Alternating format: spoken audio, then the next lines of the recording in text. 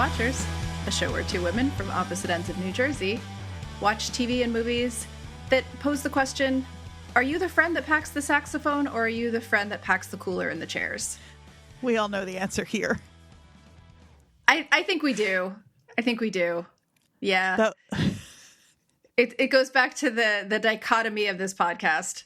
The Molly Ringwald, John Candy, person who packs the saxophone, person who packs the practical folding chairs. And the cooler, because you never know. It reminded me even more than the tried and true John Candy, Molly Ringwald, the John Candy, Steve Martin, Planes, Trains, and Automobiles. Oh, 100%. I kept thinking about that. Yeah, exactly. I'm Andrea. And I'm Jodie. And we watched Will and Harper. Yay! Yay. Special thanks to Sav Rogers for reminding us last week that this was on our list, because we would have gotten to it, but it was a nice thing to watch this week, specifically after watching Sav's documentary. Exactly, yeah. Sav really, we were talking before we started about the things we want to talk about in this episode, and Sav really gave us a couple of things that I don't know that I would have been thinking about as like explicitly if we hadn't just talked with him. So yeah, no, it about was perfect filmmaking timing. In particular. Yep. It was perfect timing to go from that conversation to this. Sadly, we couldn't also get Josh Greenbaum, but that's okay. We don't need to have a director on every week. No, it is really fun though. I really love getting to talk to people about their work, and me too. Maybe we'll try to do more of that in the future. And well, we still, I haven't said it in a while, but but we can still revisit the whole Jeremy Jasper come on our podcast of it all, because I still would like to talk to him about patty cakes and what's next. Well, as Sav taught us last week, maybe we could just reach out. I think we could. Maybe we just ask. I think we could. Yeah. I mean, patty cakes is like many years old now, but I still want to ask him if he was on that specific overpass over Route 46. We bring him on, you have one question for him, and then we just stare at him for an hour. Yeah. That's the whole interview, is like, so talk about Saddlebrook a little bit. I think so. So Will and Harper came out very recently this year. Like I said, directed by Josh Greenbaum of Barb and Star Good Vista Del Mar fame, which Sav brought up last week. In addition to something called Strays with Will Ferrell in it, which I did not see. I don't know. Have you seen any of his other work? No. Okay. I haven't either. But yeah, and it's a sort of twist on the classic buddy road comedy. I'm such a sucker for friendship. Like, you are. Knew the second I could, I'm going to go in with my concerns going into this documentary. Okay. Reviews have been very good. Yeah. I was a little worried it was going to be let's all look at what a good friend and ally Will Ferrell is and clap at Will Ferrell. Yes. And it is that a little bit, but it totally is. But it's because Will Ferrell is a good friend and trying to be a good ally. Yes. I think what makes it not feel too artificial is that he does fuck up a few times, and they do keep that in. Yes. And they address it.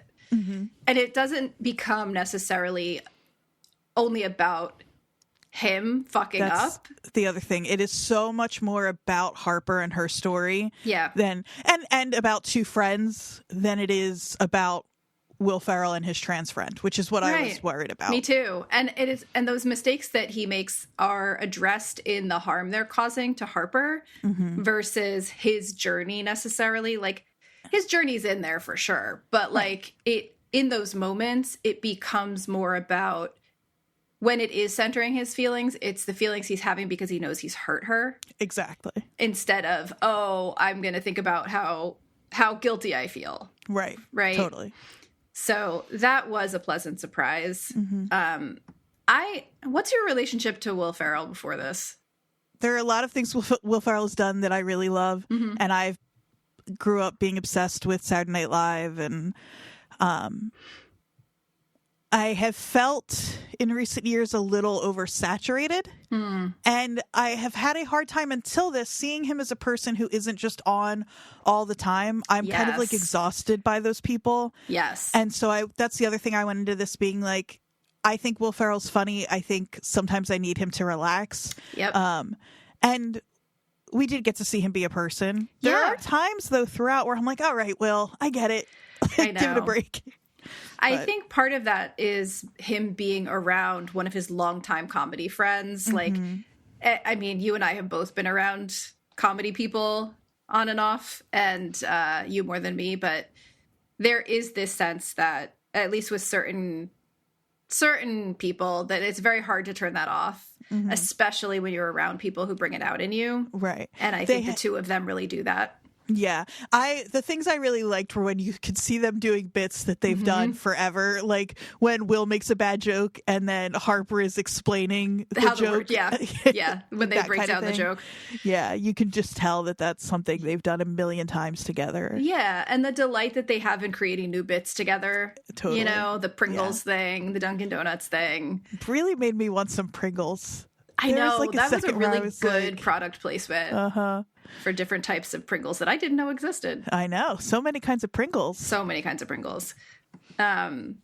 yeah, it's like those bits would have annoyed me more if it hadn't clearly been a way for him and Harper to remind themselves of the basis of their friendship. Exactly. And like have a safe place to fall back to when things got too emotional or not difficult, but like sensitive, that they always have this rapport based in comedy that they can come back to like level themselves. And I thought that thinking of it that way, like it seemed to me in a lot of cases that, not every case I will say, but in a lot of cases, Will Ferrell was resorting to comedy to make her more comfortable. You're right.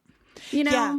And it wasn't, it didn't ever feel like it was to like kind of put a buffer up for himself or to like there was a moment, oh boy, it's after, I don't know how linear we'll be with this because now that I'm thinking through it, there are things that like, for example, after the steak dinner scene, which we can talk about, when they're in the car and Will is starting to break down before we see the backlash. Yeah. I thought he was going to say, and I was like, Will, don't fucking do this. Yeah. Where he's like, it looks like he's starting to cry. And he's like, I let you down. I really thought he was going to make a joke about how he couldn't finish the steak. And I was like, don't fucking. Not the time. Not the time. But that wasn't it. Yeah. And that says maybe more about his more like public persona than his actual relationship with this friend, where he really did understand how he messed up in that moment. And not just him, the filmmakers, everybody, but... So let's do a little bit of setup for how this film starts, the premise of it for listeners that haven't seen it yet. There's nothing really to spoil. No, it's a road trip film about two friends. One has recently come out as trans, and it's about their friendship. And also, the road trip piece of it is important, right? So Harper, before transitioning, had apparently crisscrossed this country like hundreds of times, which I kind of get. Like, as a person that if I didn't have a job that tied me to a location would probably be just always on the road somewhere. Like, it is my happy place. That's the other thing too, is I think you and I were kind of set up to love this because I love a solo road trip. Like, this is something you and I have talked about, the idea that like just getting in the car and driving halfway across the country like is so fun and like so soothing. And I think, not to immediately get therapized in this podcast, but like my therapist has talked about how people with ADHD often really love long road trips. Interesting. Because there is something occupying the functional part of your brain the whole time. Yeah. So you have to focus on not dying in the car. Right. But then because that ADHD brains need to bounce, right? You have one thing that is keeping your like motor skills and like that part of your brain working, and it allows the rest of your brain to do whatever the fuck it wants. And like when she said that to me, I was like, oh my God, you're so right. Because it's like with this is not going to be an entire podcast about therapy, but you do enough of that. But with EMDR, which is like trauma therapy, it is about activating both sides of your brain physically. Right.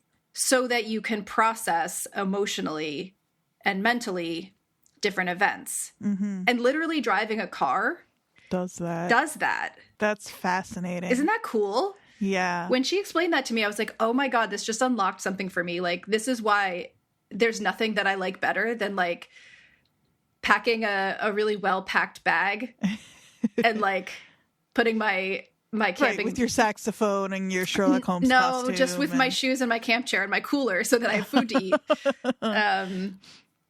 And getting in the car and going somewhere. Like, I totally get that. So the background of her having done this a million times when she was presenting male is sort of I think the crux of this that isn't explained by the trailer. Presenting straight, white, able-bodied, like... bro. Presenting as, like she even says, like, she was part of the, like, kind of, like, pack of bros, like, at a basketball game, for example. Like, she's well aware of how she moved through this country prior to her transition, for sure. It's, like, a very specific experience that, you know, when you and I were talking off mic, I was saying, like, obviously I don't have the experience of being a trans person and I would never pretend to, but a lot of the places that she frequented pre-transition were places I wouldn't have felt safe going by myself as a woman, you know? Like, it's good to me that they acknowledge in this film that that's not everyone's experience, because in a lot of ways, this is I think of it almost like I started comparing it in my brain to Barbie when they said it was like Barbie's Feminism 101. This is like trans experience 101 in a weird way. And I don't want to say that to be condescending at all. It's just, it's one version of it. It's like the most palatable, straight, older, white person's introduction through Will Ferrell to, you know, like the bro comedian guy. It's like, it's every level of like hand holding, basically. Right.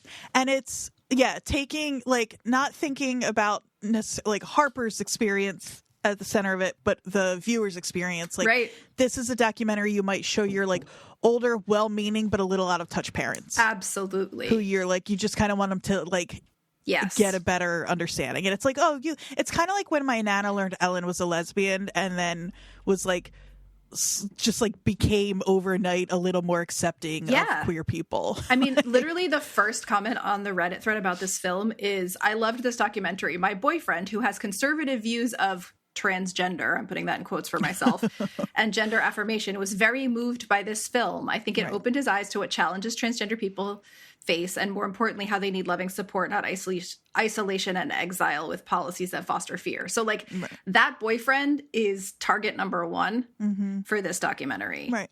And he's a little bit better of a person now. It didn't fix him, but I think that, like... Yeah. You know, I mean, like, the people that needed to see something like Disclosure, that documentary about trans representation, weren't going to see it. Right. You know, and so this, because of Will Ferrell and his bro comedy chops, like, may attract a different audience that are the types of people that Harper feared she would run into and that I feared she would run into. I didn't expect how scared I would be during a lot of this documentary, like how stressed out I would be with her going into these places. And we can talk about a little bit about why it all kind of went relatively well in person. Like, there are different takes on that, but like, for example, I think that the movie is trying to get us to feel like, oh, people aren't as bigoted as we think, or there's a quote, like, it's hard to hate in person, that they bring up, or it's hard to hate up close. Well, and she says something like, I think these are people who, or I think people's instinct or something, they want to be kind in person. It's like they might have something different to say behind when they get home or something like that. I forget, like on a computer. But the fact is that, like, there's also cameras and Will Ferrell. Right. And even when Will isn't there, there's still cameras. Like, it is. Yep.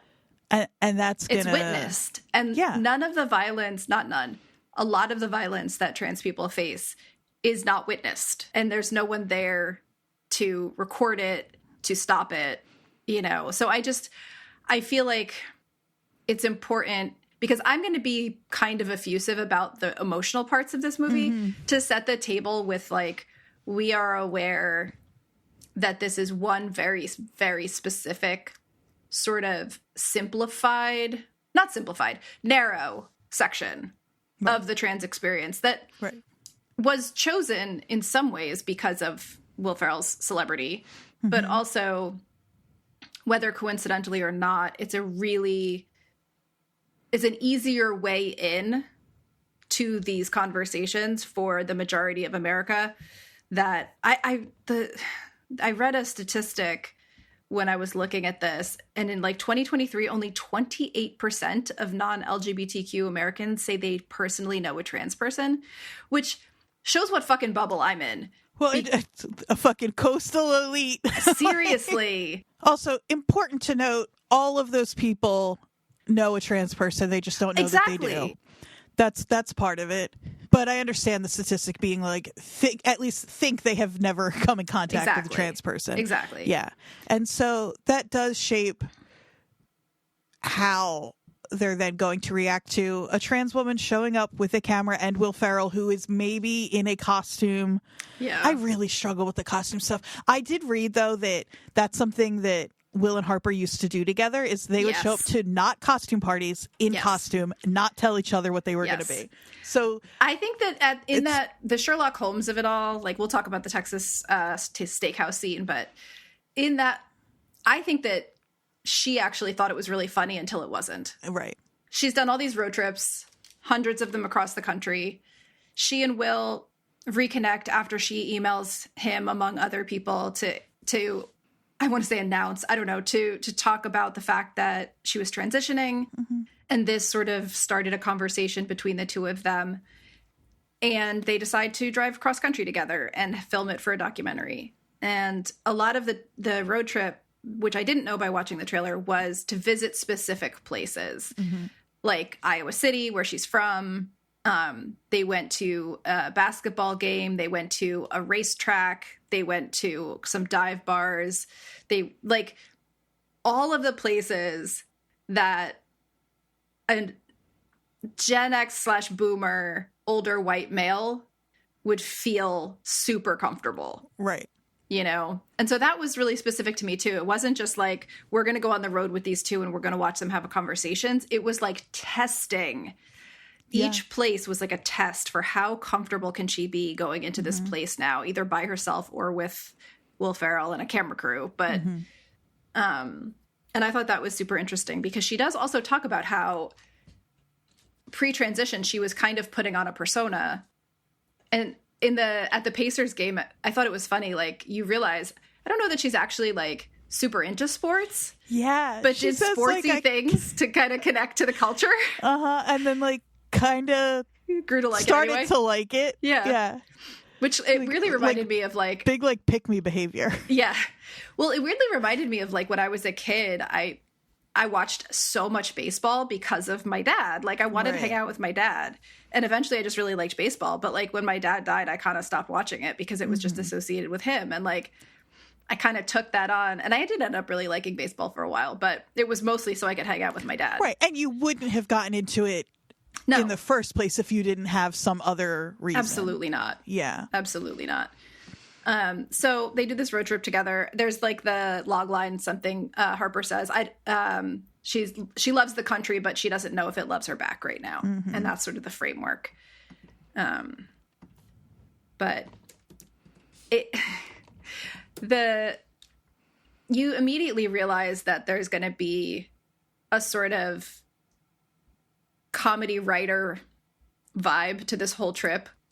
When for some reason Will Ferrell has her pick him up outside Van Cortlandt Park for no reason on the side of the road because they played golf there a couple times. Bits for the sake so of many bits, which yes, I know. I'm a fan of. Obviously, I am too. I mean, said that as if it was a deterrent or a negative, but yeah. No, we do love a good bit. But you know, I read an interview with the director, and he said they had over 200 hours of footage 240 hours in 17 days. Wild. Yeah, apparently it was like the cameras were rolling if they were driving no matter what. Did you read the same article that said, and it obviously, but there was no music the entire time? Oh, I didn't read that article, but yeah, that makes sense. They couldn't have any music. Oh my God. For licensing and also so they'd be forced to talk to each other. Well, and also for sound. Yeah, you know? Exactly. Wow. 17 days on the road with no music. Mm-hmm. That and for a movie that has such a killer soundtrack. God. So, you know, this does relate to what we talked about with Sav, where like the role of the editor is so much bigger than we tend to normally think about. Mm-hmm. Like the fact that, and the director obviously, but the editor, 240 hours of footage to get it down to a narrative that makes some sense, mm-hmm. you know? So I was reading an article, an interview with the director, and he talked about story structure. And the first thing they tried to do was obviously identify the like important dramatic moments to kind of anchor the story. Mm-hmm.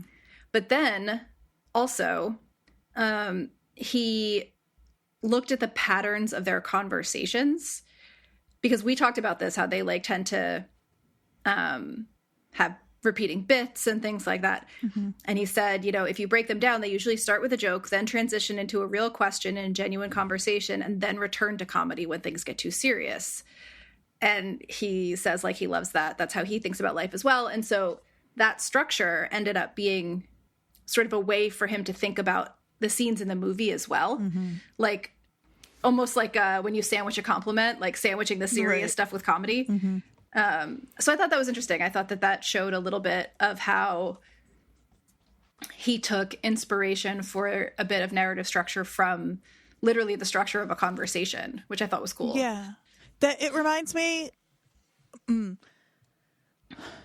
Jodie, you're going to have to deal with me kind of working through this, mm-hmm. and then I'll fix it in the edit, because I'm thinking I've got a couple of things going on here. One of the things I was thinking about with this documentary, and in general, you know, we're in our little documentary unit, mm-hmm.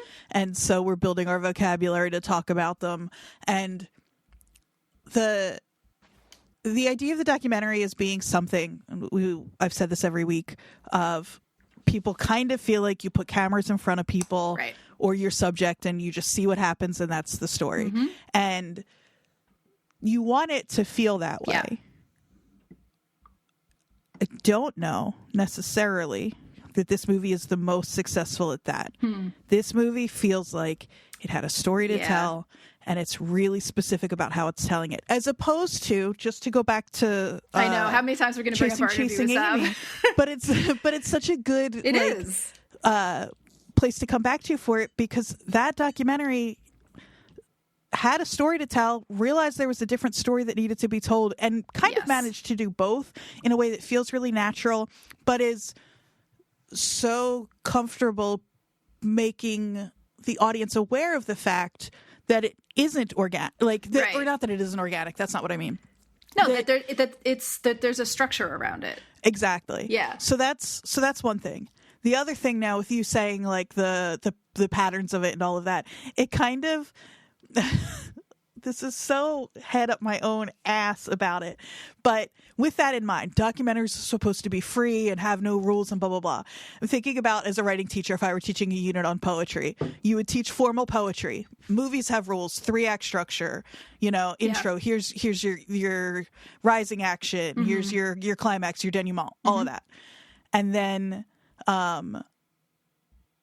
then you teach prose poetry or free verse, mm-hmm. and you say it's not that there aren't rules, it's that each one develops its own set of rules, right? And this documentary feels like a very specific set of ruls within itself, and it's those things. It's also like, I read an interview with Josh Greenbaum where he says I had to think about, and he's right, it is, or like, conversations are happening. Mm-hmm. You don't want the most like important or impactful moment to happen on day 2 of the road trip. So, and things like the reveal of the house at the end, mm-hmm. just like there are some beats that don't make sense if they happen at the beginning. Yeah. And so he had them each send him a list of like, here are all the questions and conversation topics I'm interested in talking to my friend about. And so he was able to sort of like remind them or like nudge them in a certain direction. Yeah. I think that's fine. Totally. I'm totally okay with like, yeah, it's not nefarious. It's how to make a movie that actually makes sense. But I do think you can feel it in this movie happening. I agree. And it's funny because in the interview I read, he talks about how he purposely worked with a small crew because he wanted them to be able to be very like reactive and fly by the seat of their pants. And they had some locations they knew they were going to go to, but they also wanted to be ready to shift if Harper decided, you know, they wanted to go somewhere else. And so when talking about the film, Greenbaum talks about it being more seat of the pants for sure than it feels. It feels very planned. And from what I read, it was, but also it was meant to be looser than maybe it comes off as. Right. You know? And I think it's probably a little bit of both. It's just like there are some scenes that I really liked. I really liked everybody sitting around a table together, all of the SNL stars that I kind of grew up loving, you know, kind of like chatting and having a nice time together. You know, that has never happened before. And also, you know, that's in there. Like, that doesn't emotionally, it gives you a sense, oh, okay, so the people that she worked with over the years are accepting, most of them. Great. That could have been expressed in a million ways other than taking up that much time for a scene. That's in there for the comedy nerds that are maybe on the fence about this whole trans thing, right? Exactly. It's like, look at all these comedians you really love and how much they love Harper. Like, it definitely felt like to me, it felt like a constructed argument.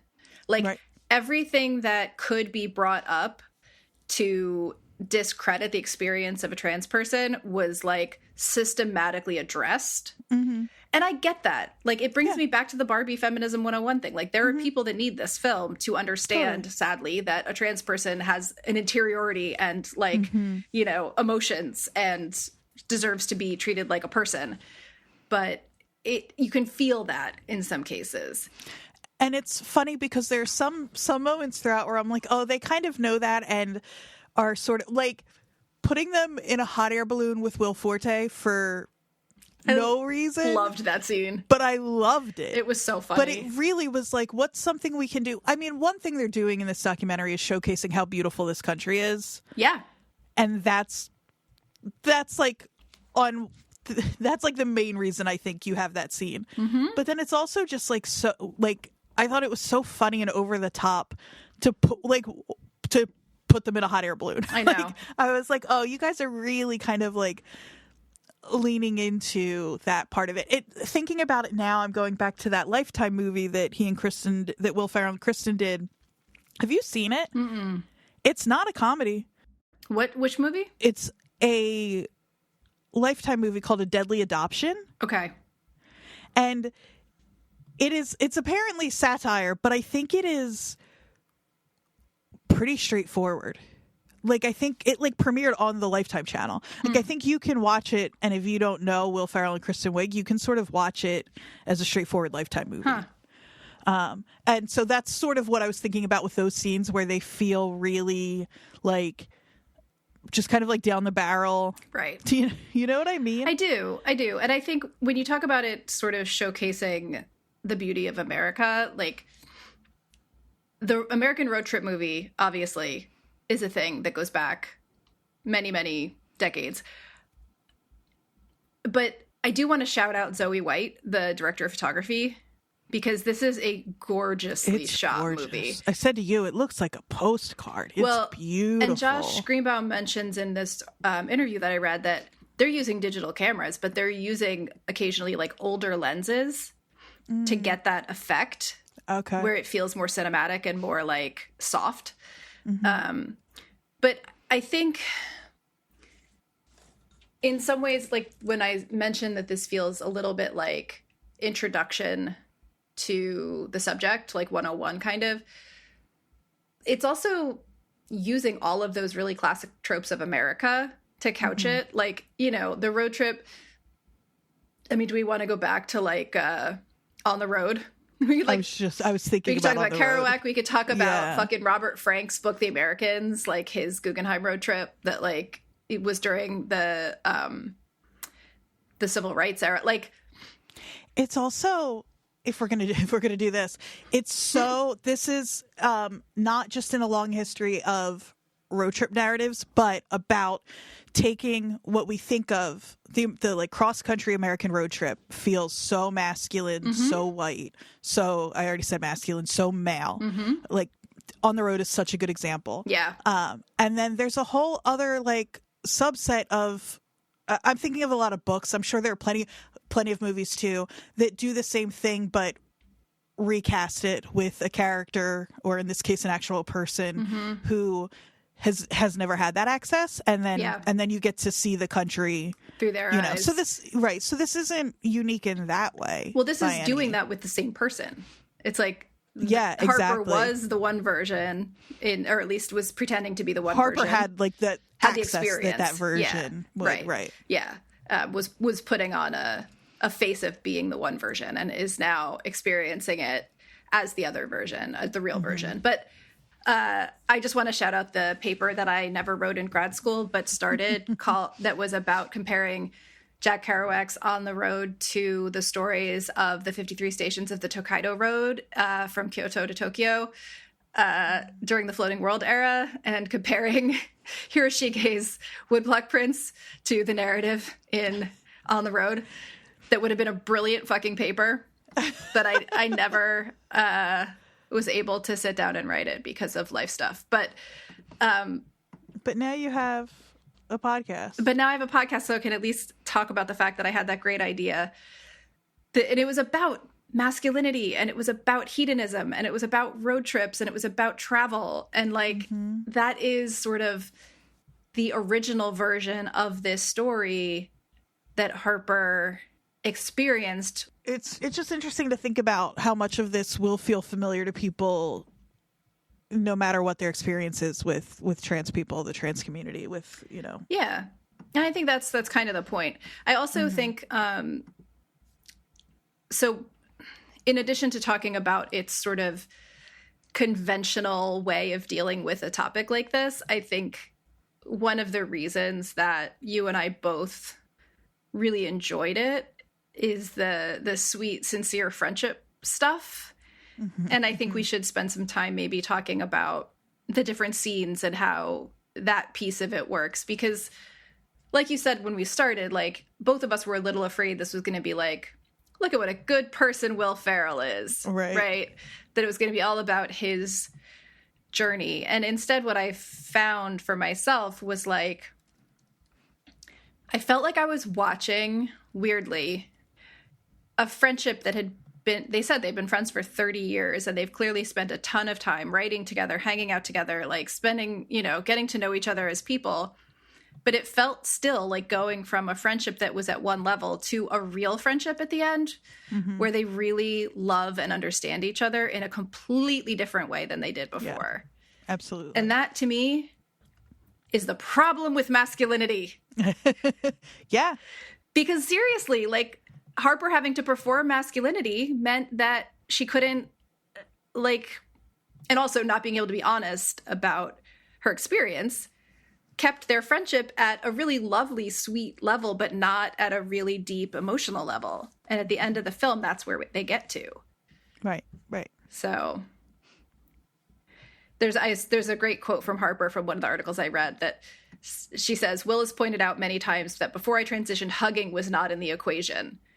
Will would hug me knowing I would go stiff as a board and just hate it. And now I'm a hugger, so I will accept all hugs from good friends, between men and women, between anyone. It has meaning. It's touch. It's I care about you, and that's wonderful. And it's like, why can't we be like that anyway? I know. You know? Yeah. And I wonder how much of that is... Or I don't wonder. I'm sure some of that comes from... dysphoria and... Right. Yeah. And some of it comes from, you know, living with the, like... the message that like men aren't supposed to be soft, and 100%. I'm sure it's both. Yeah, patriarchy gets us all. But I do think that there's some seriously beautiful friendship moments. Mm-hmm. For me, the first time I really choked up was after when they're at the racetrack and they go back to the car and Harper starts to break down because she realizes she was so afraid and that it went pretty well. And they're having this like really lovely conversation and she starts to break down and the camera pans over and you see that Will is like crying also. Mm-hmm. And as much as I didn't want the movie to focus on his journey and his feelings about it, you can see just like the humanity between the two of them, that he's seeing her as like a person and not just like this bro friendship. Like, and he's desperately, this is actually what it was. I could see how desperately he wanted to protect her. Yes. And yeah, it's not, that isn't, I didn't feel like, and you're not saying it is, I'm agreeing with you, that it's not, oh, look how affected Will Ferrell is in that moment. Right. It's look at these two friends experiencing something together, for sure. And it really, for me, connected to, and not to make this about myself, but, you know, when you think about, and I'm sure we'll talk a little bit about this concept of passing that she addresses, especially in the conversation with the other trans woman who came out later in life. Mm-hmm. As someone who has always been a part of the queer community, but has never really appeared to be a part of the queer community, like, and has a lot of friends and family that are trans and non-binary, like, I related so hard, even though I am a queer person, to Will Ferrell's like desperate want to step in constantly and protect her from hate and from people that weren't going to understand or that were going to misgender. Like, I get that feeling so often when I'm around people that are more visibly queer than I am, where I just want to put a bubble around them and like not let anyone hurt them. And that's not how life is. Right. And he has to kind of realize that like, he can't protect her. You know, he has to stand outside that bar and let her go in by herself and see if the people in Oklahoma are going to like, you know, be violent or be okay and sing a song to her. Like, you know, and he knows he's not going to be around every day after these 16 days to diffuse the situation and walk in and be Will Ferrell and like make everybody happy and distract from whatever they were thinking before, you know? So I thought that really like got me in that moment because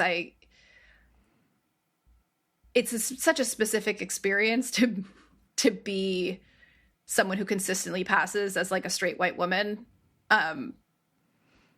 And feel extremely protective of the people around me that don't. But I think that it's something that other people that have queer people in their lives, whether they're trans or not, will like very specifically relate to. Mm-hmm. I think that's true. They talk about it a little bit after the basketball scene, which we can also talk about. But she says like, I know that all this is going to make it easier for me to walk into these kinds of places later. But I'm gonna have to peel off, like having you there, but I'm gonna have to peel off a few times on my own and try this. And so she also knows that like that this isn't just like, because there's one way to frame this where it's two friends on a road trip so that they can talk through this transition and she can be kind of like reintroduce herself to the world as Harper. But it's also, like you said, I think Will feeling like, well, if she's going to do that, like I want to be there to help because I know I've got this face, like Harper even says at one point, like that mug or whatever. Yeah. And we have this camera crew and that gives us a level of protection. And I think that instinct is really kind and big-hearted of him. And I think it also kind of like highlights that there is real danger for people like Harper when they don't have those supports. Like, I don't think sometimes this documentary feels like, oh, see, Harper gets to see that the world is generally kind, and which, sure, sometimes and sometimes not. Right. But I think it does. It's like doing, again, it's like you said, it's the Barbie of it, because people who are maybe, again, well-meaning but don't really understand are gonna probably feel pretty defensive if they watch this documentary and it comes out with a message that is, hey, the world's not safe for trans people because of people like you. Yeah. So I do kind of get. Yeah, and I do think that was there. intentional. I think that, like, again, they couldn't control necessarily what happened when they walked into these places, and you could see a very different version of this if things had gone badly in one of those locations. Right. And they do give us that with the steakhouse where they do, it's but not it's quite not the same, but yeah, I mean, like, they hint toward. Right. But as a realistic person in the world, I know a million ways that those things could have gone differently and badly, as do you. And so the fact that the worst thing they show is, the worst thing that apparently happened is a bunch of people kind of making them feel really uncomfortable and watching them eat steak with cameras around to protect them. And then the next worst thing is a bunch of tweets. It's like, you know, there's a lot worse things that happen to trans people all the time in this country. Did you read anything about that scene? A little bit. I'm hesitating to bring this up because I don't. I'll explain. Yeah. There apparently something that didn't make it into the film is Will gives his little speech and then Harper says, like, happy to be in your great state. I wish you would do more for trans rights. And they cut that out of the film. And I'm not totally sure what the thought was there. I think probably it has to do with the audience that you and I are imagining for this documentary, where if they saw that backlash after Harper said that, they'd be like, well, Harper was, when it's just like, the people who say things like that are looking for any excuse to say things like that. And I'm sure they felt really justified tweeting those things because Harper said something so reasonable. Yeah. So reasonable. And it wasn't just the Texas visit that prompted those tweets. There was stuff in there about the Pacers game and things like that. So, you know, I mean, I'm glad they included at least that and didn't try to make it such a pretty picture, but I did feel, this is what I meant when I said I felt extremely stressed and scared throughout a lot of the movie, just because, like, you know, not to be whatever about it, but, like, I am in my late 40s and I'm kind of out as a queer person in most of my life to the people that care about me, but it took me a really long time because I experienced really young, like, the amount of vitriol and hate and violence that people can have. And, like, I've never forgotten that for 1 second in my daily life. And that is why I feel so protective about people that are more visible. And so anything could have happened. And the cameras and the Will Ferrell was really, you know, the protective. Yeah. And that's doubly true for women, cis, trans. Like, this would be also a slightly different story if Will's, like, comedy writing partner was a trans man. Like, it, you know, it's all different layers. And I think, you know, one of the things about how anxious some of the scenes leading up to what would end up being okay. Yeah. They're really intentional about the music, the lighting, the angles. Like, they really want you to feel anxious. And I think... Yeah, I didn't need that for that, but maybe some people did. But that's what I was just going to say, is that, like, even if those scenes, which are actual real moments in Harper's life and ones that she will continue to experience when there aren't cameras, even if all of them, even if she never, and you know, like... God willing, she never will actually experience any of the things that she is fearful of. She still has to walk around with that fear. Yes. And so it is maybe a useful little experience for those watchers to also have to feel like that fear. Yeah. Not to go back to a therapy podcast, but, like, you can walk around in fight or flight and never actually have anything to fight or flee from all the time, and you will still feel the effects of that in a very real way, again, whether or not there is an active threat. So I don't know, maybe we're getting a little too I don't know about it, but I think just thinking about what some reactions to those scenes could be, where it's like, well, what is she so scared of? It's like, this movie notably didn't include any of the sort of real but horrifying statistics about the experience of being trans in this country. And the increase in violence and the rhetoric. And like, I know this was filmed before the election really ramped up, and so that obviously none of that was going to be included, but like since 2016, the experience of trans people in this country has their visibility has grown. And that can be both positive and extremely frightening. And so I thought it was interesting that it focused so much on this sort of very privileged two people and didn't really get into any of the other stuff. And like, again, I think that comes back to what we've been saying about the audience that it's going for, and like all of those sad statistics. You don't want to bring people down after this heartwarming. Well, and I talk about this all the time. I don't even know if it's true. I have heard that there was a study done somewhere. I should look it up, because I just think it's so effective, that where they send somebody knocking door to door and they say, "What are your feelings on abortion?" And then they find the people who are like 10 out of 10, never. I am so pro-life that under no circumstances should anybody ever have an abortion. And then the person says, well, actually, I've had an abortion and here's my story. And it takes one personal interaction, and that their percentage or whatever goes down like astronomically. Yeah. And so those statistics aren't going to hit. No, that's the thing. It's like going to feel like lecturing. Like, I'm not necessarily saying that it's a bad thing. It's just, as someone who is maybe not the first group of intended viewers or the main target of the intended viewership of this movie, it's something I noticed. But I do think you're right that like that type of, it will feel like lecturing, basically.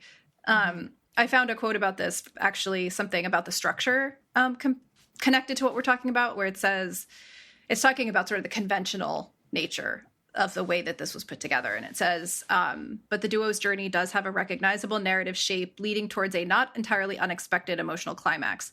This is the part that I thought was interesting. The film's familiarity may well be part of its design. It clearly wants to help change hearts and minds and find purchase with audiences that would otherwise avoid a movie with a subject like this.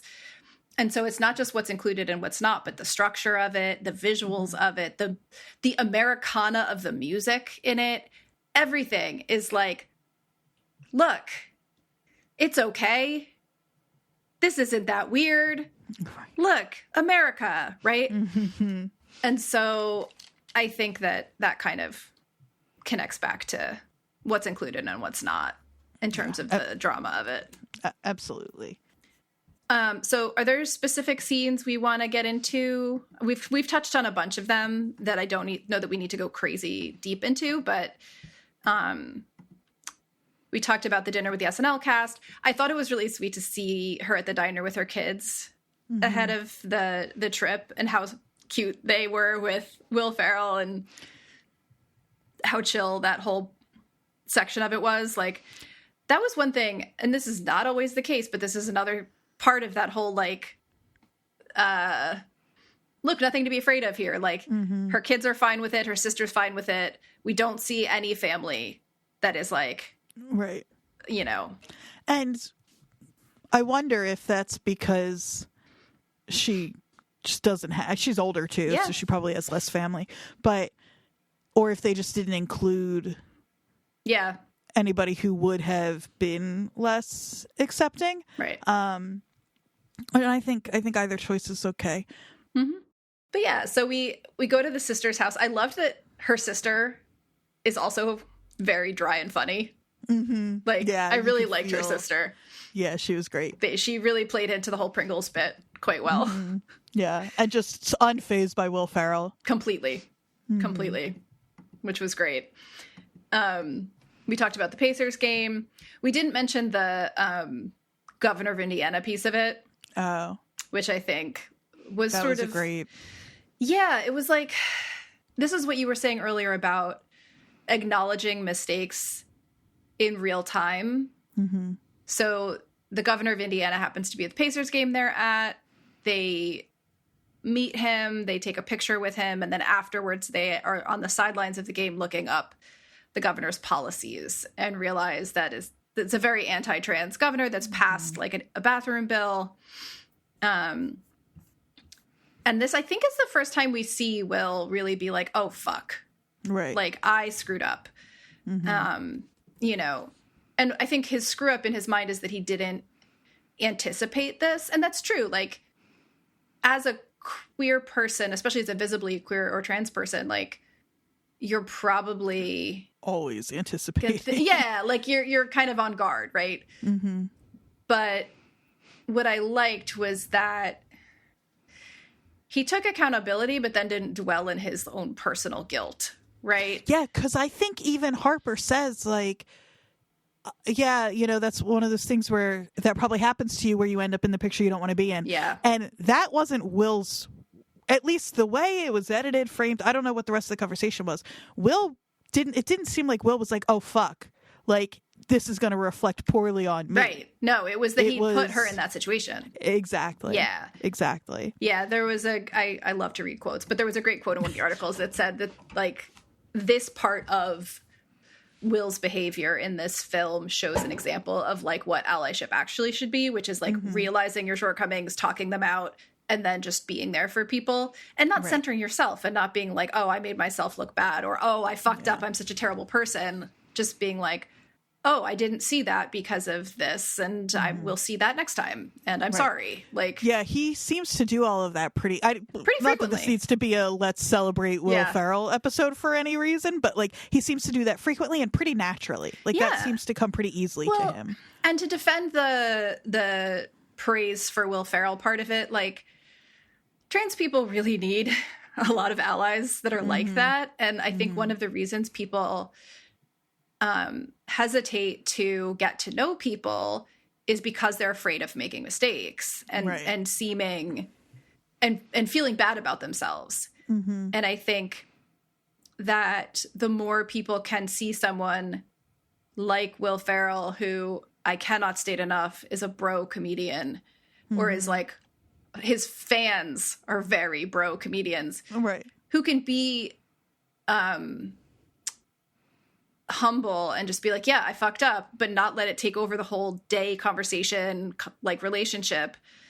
Like, it is a good example to have, you know? Like, it's not necessarily about, oh, Will Ferrell's such a great person, but, like, look, you can, it's not that hard. Model. Just, like, this is how you should handle those types of mistakes, you know? And he does a lot of the stuff that is just, like, in general, the thing to do that I think people aren't always sure what to do, which is, like, when they're at a restaurant and somebody says, sir, he just very quickly says, ma'am, miss, she, like, he doesn't make a whole big thing about it. He doesn't, and this is, I'm not speaking for trans people, and not everybody is going to want that, but it seems very much that, in fact, Harper says it jokingly toward the beginning. This is another good example. Harper says it jokingly toward the beginning, but you know she kind of means it. Will gets it, and then you see him put it in action where she's like, maybe you could say, like, and the little lady, Miss Ma'am Lady will have, and Will does the, like, real version of that from then on. Well, and the whole point of that for me was, like, maybe just ask the person what they want. Exactly. You know? Like, you don't have to dance around these things, but, like, you know, some people won't want to have you correcting people for them in public because it can be dangerous, or it's just not your place. That's what I was starting to say, and then I remembered that they do it. Yeah, and so. But that is what Harper wanted, and so that is what Will did, and that's kind of the whole point. Is, like, maybe just ask what they want. Like, if somebody misgenders you in a conversation, like, do you want me to step in, or is it not my place? Like, what do you think? Exactly. You know, so I think in terms of providing an example for how to deal with mistakes that you make, and also how to, like, not be so afraid. Like, one thing that I was a little weirded out by is, like, because these people have known each other for 30 years, and because Harper, like, very purposely said, you are my friend, you can ask me anything, he does. Right. But also don't go up to a trans person in your life and ask about their genitals. Like, Yeah. you know, this is such a specific example of two very, very old friends that have an openness Right. and a boundary that's been expressed specifically.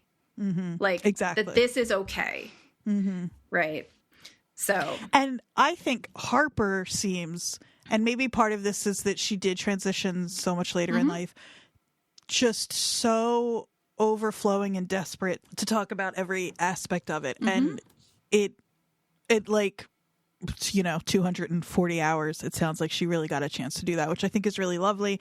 And it's not an experience everybody gets to have. Yeah. And so I think maybe that's part of it too, is that like she's just like Well, I'm here, this is who I am, and I want to be able to talk about it. She's sharing journal entries. Yeah. That story about her therapist Oh my God. is truly like heartbreaking. And also I don't wonder, I'm sure, and it's especially maybe 30 years or so ago, probably pretty common. Well, Like, they meet that person other happened- therapist at the Yeah. Grand Canyon, right? Who literally is like a stand-in for Harper's earlier therapist and says, like, I had this experience, I didn't handle it well, you know? And I think that was an interesting moment because you don't want this woman to assuage her own guilt just by telling a trans person. Right. But also it was sort of a 360 moment where like Harper has talked about this therapist that shut her down. And then we meet someone who was on the other side and feels bad about it. And so you're kind of like, it does point out how much we always talk about how crazy and horrible things are right now, but in the general arc of progress, like there are a lot more gender affirming therapists out there now than there were before. And that is a good thing. Yeah. And I hope it's also a sort of subtle message to people that like, because she may as well be the same therapist, right? It may as well have been that Harper happened upon that therapist at the top of the mountain. And this is not to excuse that behavior. It's that it seems very clear from this woman that she just didn't know. Yeah. And that is different from, I know and am actively trying to stop somebody from. And you can see that she does feel genuine guilt. And also, if she said she's not a therapist anymore, if Harper walked into her office today, she would react very differently. Yeah. And so hopefully that's something for people watching to be like, this is a feeling I had before. I'm allowed to change and become better. That I think about this all the time in teaching is like, if you didn't know, you didn't know. Right. Right. It's not about the fact that you didn't know. It's how do you react when confronted with new information? Exactly. Right. You just have to be able to adapt to new information and not make it about you either. Right. You know? Right. So. And that can be really hard. It can be. You know, it totally can be. But it's nice to see. You kind of have to do it. The guy that was in Anchorman do it with some grace. Yeah. You know? Exactly. So I thought that was nice. And I got a little weepy a couple of times. Oh, yeah. I mean, I knew you would, but it takes more for me. But I heard, the opening notes to The Wait, and I was crying. Oh, my God. It doesn't take much over here. But I also just, I appreciate the love of a ready and available seating option before we get into something more serious. But, I can't explain, Jodie. I texted you. Yes. As soon as it started, I said, no spoilers. Yes. The packing scene is you and me. Yeah. And that's funny. Haha. Yeah. You and I have never been on a road trip together. No. We have never packed together. No, I did make you go see the Glen Rock with me, but that was a little road trip to Bergen County. But we've never been on one where somebody might need to bring a cooler and 2 camp chairs. Right. But I just knew that even if they're not things you actually travel with, the there's a camp chair in my car at the moment. But I just knew that the same 3 instinct coolers. is in you. Exactly. Different sizes for different. Yeah. I knew that the vibe would be the same. I have in the multiple same way I've camp never, mattresses. Right. I've never packed a saxophone for a trip, but in spirit I have. Yes. I was so sure that you would relate to that. No, I have a camp chair in my car at all times. in addition to, okay, this is totally unrelated, but it's funny, I think. I went on a girls' weekend in the Hudson Valley with a couple of my friends from my 20s this past summer. And the house that we were staying in lost power the morning after we had gotten there. And we'd made one pot of coffee, but we needed a second because one of our friends hadn't had coffee yet. This is a nightmare. Yes, but this is why you travel with me. Because guess what I had in my car? Guess what I had in my car? I had a camp stove with fuel. Mm-hmm. I had good camp coffee, not shit camp coffee. Like the stuff from REI that comes in a little like tea bag like thing, but it's like good grounds and it's strong and you like just pour the hot water over it. I had my camp pot to boil water in. I made my friends camp coffee, but it was probably better delicious. Yeah. That is why you travel with me. I'm like, power's out, guys. I brought board games and face paint. Yeah. We're good. Yeah. And I have a power station and a camp stove to make coffee on. So all that to say, having a chair is really important when you're traveling because the number of times that they're just like parked in two chairs chatting with each other is so sweet.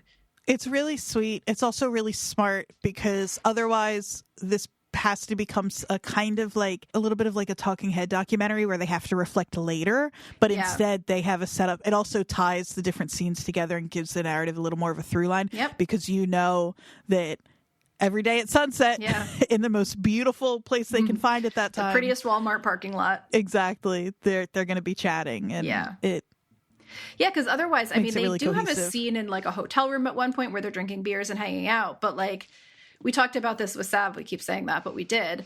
The idea of how hard it is to shoot in like dark interiors and hotel rooms and houses and all of that. And like, it just allows such a more cinematic way for them to reflect. Yeah. Versus like at a hotel at the end of the night. Although I do think it's really funny to see Will Ferrell checking into like a Comfort Inn. Because like. He thinks it's funny too. Yeah, that's true. That's true.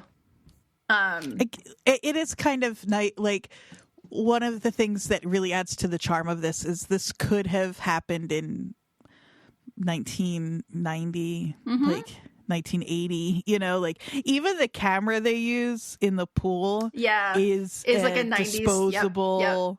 Yeah. They didn't have to do that. They just were really going for and the car. The kind of like Americana, yeah. I loved that they were in that car specifically. All I could think about is how sleepable that back area is. Throw a mattress back there, a little cooler. And you're good. You could park you get the iOverlander app on your phone to find places to park up for the night. You're all set. Yeah. But they stayed at hotels, I guess, like, you know, with electricity and showers. Let's talk about the house in Santa Monica, or not Santa Monica, the house in California real quick. Because that is sort of if we think of this as having like a specific narrative structure, we have like the beginning in New York and then the like different moments in different sort of bars and other locations. And then we get to California. Oh, do you want to talk about the Vegas dinner first? I know you had wanted to talk about that. Oh. And then the house in California. Yeah, I don't want to spend too much time being... Actually, maybe you can help me unpack this because I'm still not sure how I feel about this scene, but we're getting close to the end here.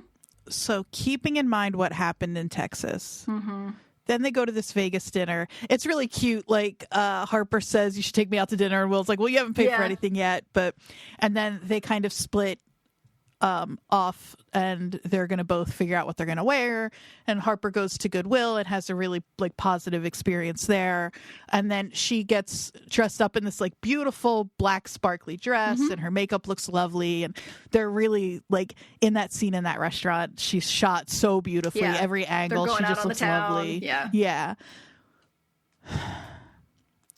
Will dresses up in a silly costume again. I know. And I know that part of this is and I think you said this earlier in the episode, is that this is a bit the two of them have done together. Yeah. And Will knows whatever, that it's going to make Harper laugh, and it's something they probably would have done in the past. But there's just something off-putting to me about Harper is trying to Harper wants to show up authentically as herself. And then the mirror in that scene is a guy in a funny mustache with silly glasses being a character. I know. I think for me, it really just shows that, like, figuring out how to navigate this type of change in a friendship with someone is not a linear thing, right? Mm-hmm. Like, it's a well-intentioned misstep that Harper forgives because she knows Will and knows the intention behind it. I think it was smart for him to try to be in disguise so that he wasn't to not the focus. Be Will Ferrell. Right. I agree. But it was a matter of then turning the disguise into a joke versus... And then he became the focus. Exactly. Instead of meeting Harper where she was in that moment, which was trying to experience what it would be like to be out as a woman in a nice restaurant with a man, having a nice dinner and having an authentic conversation. And he made it silly. And, like... You know what? No, I was just going to say that, like, that is something that is so kind of normal and typical in friendships, though, is like sometimes you're in one place and your friend is in another. You don't realize 100%. It right away. Yeah. You know? That's so true. And you've kind of missed the mark in terms of the mood of the moment. That is so true. Yeah.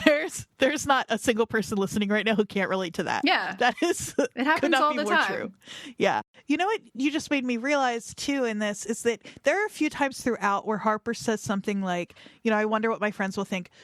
Do they think they need to treat me differently? Do they think our friendship needs to change? You know what's really funny? She never provides an answer as to what she wants.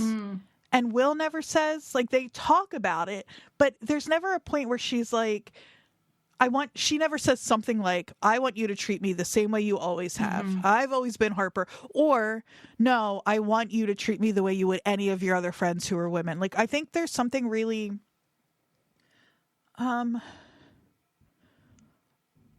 think useful in that. Yeah, it's nice because it's not black and white. Right? And it's also not telling a maybe less critical, like a viewer who is thinking less critically about the situation. Yeah. If Harper says, I want you to treat me the way you treat any other woman that you're friends with, or I want you to treat me the way you always have, somebody watching this might go, that's how I will treat every right. Yeah. Yeah. Well, so there was a great, I'm going to bring back another quote. There was a great quote about this that I read that kind of expresses what I saw in the way that Will's interactions changed with Harper. They said, Ferrell is learning how to reconcile who he had thought was one of his close guy friends, but had actually been a woman friend all along. And, like, to me, it's like, it's not even so much about the man-woman of it all, even though we're talking about a movie about a trans person. Like, it's about the fact that he thought he had a friend that was one way, and that is a part of that person. It wasn't all a lie, right? Like, right. Harper is extremely funny and dry and sarcastic and, you know, very quick. Like, she used to be an asshole, and now she's a bitch. Exactly. And so, like, but it has to do with, you can see it happen to Will throughout the documentary where his behavior towards her changes. He becomes warmer. He becomes more willing to sit with discomfort and, like, comfort her and not try to offer answers, like, and just be there. Like, I kind of want to rewatch it. I don't know that I will have time to, but I kind of want to rewatch it because I think you can definitely see his behavior towards her change in a way that is subtle and also realistic and not canned. Not like, this is what you're supposed to do with a trans person. This is how Will's relationship to Harper changes throughout the movie. And I want to be clear, you're not saying this, and I wasn't implying this, and I don't think people will hear it that way. We're not saying Will is softer and warmer to Harper now because she's a woman. No. I think we're saying Will is softer and warmer to Harper now because they've opened up. Yeah, they're seeing each other more clearly.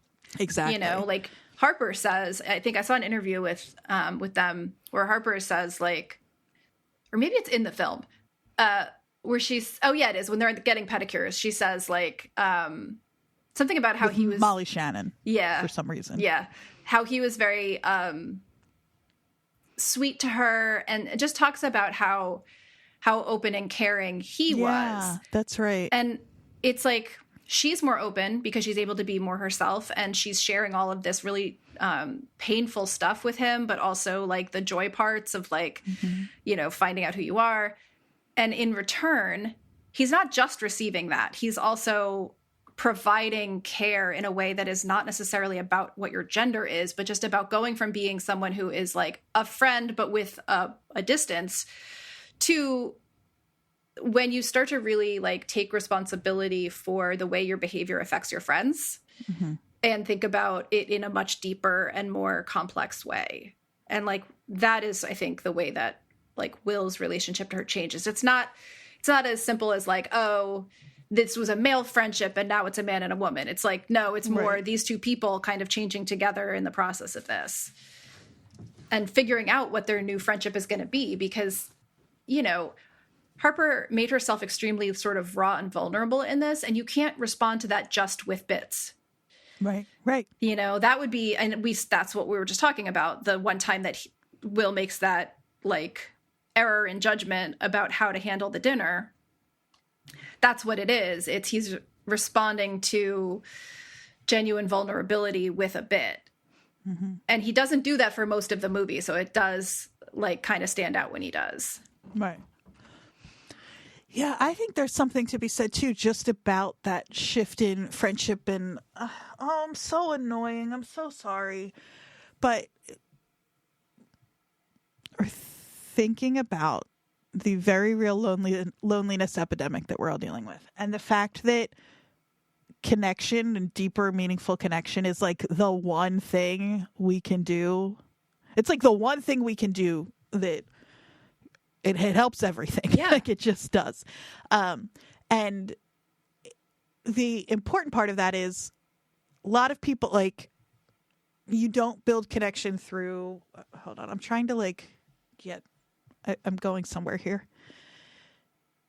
You know, like they say, they're talking about their working relationship before, and they say like, we actually didn't write together very much. Like they were friends. They considered themselves good friends because they spent a lot of time around each other, but that doesn't count. You have to, there's like, again, another study somewhere. I need to stop doing this, but it's something like, to become a close friend with someone, you have to spend at least 200 hours with them engaging in actual conversation. It could be like playing video games, like whatever, but you have to actually be engaging. And so this is probably very likely the first time they've done that. They kind of like speed ran building a deep personal connection with two people. Yeah. Because again, 240 hours of them talking to each other. Yeah. But also, so I want to jump off that real quick. I know that we're kind of nearing the end, but we're talking about like a deep friendship connection here between the two of them. But in reference to the loneliness epidemic, we got almost to the end without bringing up Chris Gethard, but Chris has that bit about the automation of fast food restaurants and how you don't get to have those interactions with like a random stranger. One of the losses, I think, or potential losses that Harper has in this moment and is clearly trying in this movie to see if she can still have is an interaction that is a brief but connecting and friendly, meaningful interaction with a stranger, a person you never see again, but that you have like, you know, a conversation with at a bar one night, or, you know, the person at the coffee shop window. And now every single one of those interactions for Harper has become a question mark. Right. Whereas before it was always an opportunity. And it's something that's meaningful and important to her. Like for me, I'm like, oh, like on the list of things I would be worried about, losing fleeting interactions with random strangers would not be one of them. Right. So and for me, I think that, like, you know, as someone who lives alone, like those kinds of things, sometimes the first person I talk to all day is the barista at the coffee shop. And like, if that person is nice and connects with me, it does give me a little lift when I'm walking out the door. You know, the day after the election, I walked into the coffee shop down the street and I asked for a fork, and the barista asked if I also wanted a knife or a machete. And I was like, I needed that. Thank you. Yeah. You know, and knowing that your physical appearance will make those interactions charged every single time where you're waiting to see someone else's reaction to you is a real loss for someone that has that desire to connect with people they don't know. Absolutely. So I keep saying let's talk about the house in California, but maybe we should kind of move towards the way that this ends. So they go to this house that Harper had bought for $10,000 in Trona in this seemingly economically depressed area so that she could be and work as a woman in privacy. And the house has been extensively vandalized and damaged. We don't know why or how. We don't know if it's just a general crime thing or if it's more specific. It's never really talked about. But it's a really sort of dark and emotional moment where you see kind of the depths of loneliness that she had been living with and how hard it had been for her to come to the decision to publicly transition because it just became unbearable to be like alone in that sad house in a place where she had no connections, no friends. It was just a random house in a town. Such a specific direct metaphor of like this house that nobody knows about, this like dark secret that she has kept. It's another one of those moments where I'm like, man, when Greenbaum found out about that house, he was like saving and it's interesting too. I've been giving him a lot of crap about the craft of this documentary and the way it's structured, but there's something so smart about this not being, let's go on a road trip where I take you to the house that we don't find out about this place until they pull up, until it feels like, in a way, until Harper feels safe sharing this with Will. Yeah. Because it is really vulnerable. It is really sad to see. I want to put a pin in, I'm going to say one sentence and put a pin in it. Harper says something like, I felt like I fit in here. And I just want to say, putting a little like, Harper. Yeah. Like, but it has to do with how she refers to herself here as a monster. You know, and poor people aren't monsters, exactly. Harper. I know. So I just want to put a little pin in that. But anyway, no, totally. But it's neither is Harper. Yeah, no, obviously that connection is upsetting for me. But yeah, for sure, it just feels like this is what I deserve, is to be in this isolated place where I don't know anyone, where everyone around me is like in some sort of economic precarity. It's a little bit of, it's another one of those, like, it's not black and white or it's a gray area, because it is sort of playing poor, but also it was a real feeling of not being safe or able to be out in the world as she was and needing anonymity. So yeah, I think it's all tangled up in there for sure. Yeah. And I think it is really a really effective moment in the film too. Yeah, totally. And it does the thing that you were talking about where I forget what the question is. I mean, I guess the question is more general there leading into it, but then they have this really serious conversation, and then Harper says, I have a few secrets that I'm going to keep to myself. Yeah. Like where to... a record stores. Couple of record stores. Yeah. And I did steal something from your house one time. And Melissa's already know what it was. Yeah. She's like, you're a real friend. Yeah. Which is, like we said in the beginning, the way that their conversations go, right? Joke, serious joke, right? They tie it up with that. So they end up at the beach in what I think is Santa Monica, in the chairs, eating Pringles. Beautifully framed. Yeah. Perfect lighting, of course. Yeah. And, it's hard to end a film like this because there is no ending. Her life is going on, and so is his. Right. But I thought it was kind of funny that the way they chose to quote unquote end it is they're like, so what's next? She's like, well, I got to go back to New York. I got to turn around. You want to come? Yeah. And he's like, yeah, well, I got nothing going on. We'll get in the car. Will buys her diamond earrings, which is so sweet and such a dude thing to do. I know. Like, it's just like, it's a little cheesy. I wonder if it was an actual idea he had or the filmmakers. Yeah. Like, I'm so curious about all of that. Had a man buy her jewelry she didn't necessarily want. Yeah, I think it's really sweet. And you can see that Harper Harper even says this is cool, because I think that's what she's like responding to, is the experience of it. Not necessarily that like... Yeah, that's her style. She needs or wants diamond earrings. Who knows? but Yeah. it's just like, oh, okay, well. It's the experience of having a man buy you diamond earrings that she hasn't had, not just being able to own them. She could buy herself diamond earrings. Yeah, exactly. I think it's really kind of sweet and a little cheesy. Yeah. And I don't know. Which fits their relationship because, he's sort of providing a testing ground for her to go out and date in a way. Like they're play acting a little bit. Yeah. Yeah. So, yeah, that's kind of where we end it, except I texted you last night. I was like, do not turn it off at the credits. Fucking Kristen Wiig. I love her. I love her so much.